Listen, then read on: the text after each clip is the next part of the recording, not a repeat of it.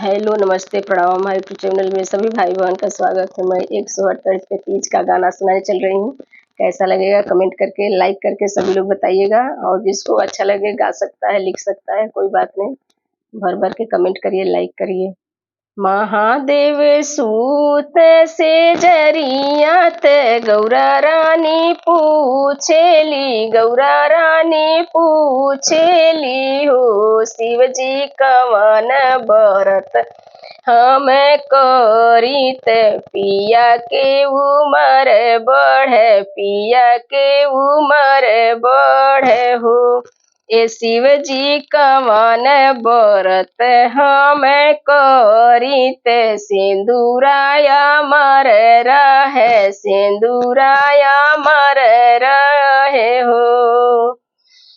तनी बचन शिव जी सुनत मन मुस्कालत, मन मुस्काल न हो, गौरा तीज के करन बरतियत, पिया के उमर बढ़ी, सिंदूराया मर रही हो।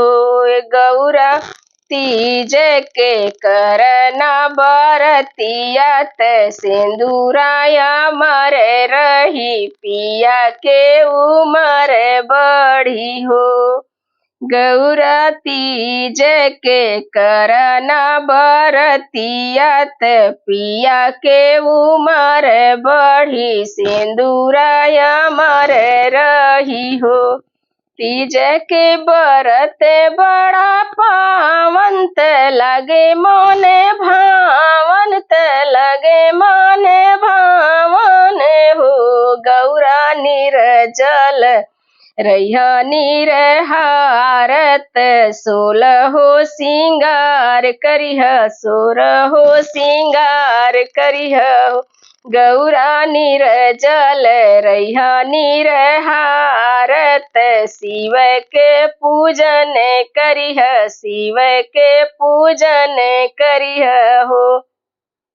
सब सुहागिन व्रत करत, पिया के उमर मांगे, पिया के उमर मांगे हो, गौरा जन्म जन्म सुहागिन रहत, सिंदूराया मर रहे, सिंदूराया मर रहे, गौरा जुग जुग रहे सुहागिन, सुखी परिवार रहे, सुखी परिवार रहे हो।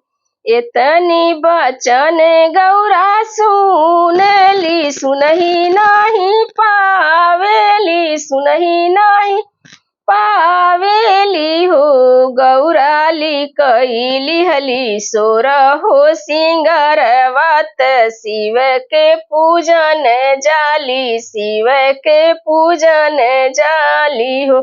गौरा कैली हली 16 सिंगारवत, गैली सिंदूराया मर मांगे, सिंदूराया मर मांगे हो। गौरा कैली हली 16 सिंगारवत, सिंदूराया मर मांगे, सिंदूराया मर मांगे हो।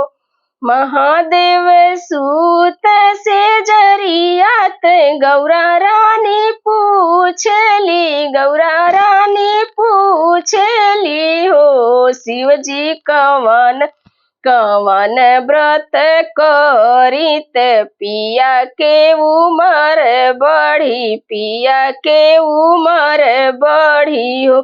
शिव जी कवन कवन व्रत करीत, सिंदूराया मर रही, सिंदूराया मर रही हो।